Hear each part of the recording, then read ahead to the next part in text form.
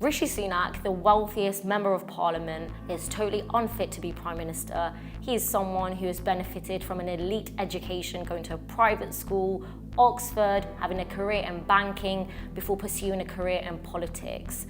So as prime minister, whose interests do you think he'll be serving? Rishi Sunak and his family belong to a very exclusive club who think the rules don't apply to them, including tax rules, benefiting from a non-dom status that you can't use. Taxation rules are something you don't have a choice about. Don't expect someone who has benefited from millions of pounds in tax being dodged to crack down on tax avoidance. Rishi Sunak's campaign video featured his parents migrating to the UK and telling a British success story. Family is everything to me, and my family gave me opportunities they could only dream of. But it was Britain, our country, that gave them and millions like them the chance of a better future.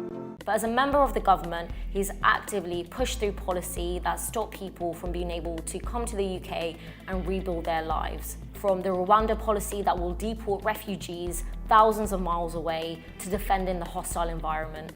Rishi Sunak is a complete utter fraud. This again shows the limitations of representation politics. Having black and brown people at the top does not mean that the lives of black and brown people in the UK and across the world will be better. In fact, they have gotten worse. The Tories are the party of the 1%, and they will always do the bidding of the 1%. We inherited a bunch of formulas from the Labour Party that shoved all the funding into deprived urban areas, then that needed to be undone. I started the work of undoing that. Things are bleak, and there often feels like there is no hope. But like the Liverpool anthem goes, at the end of a storm, there's a golden sky.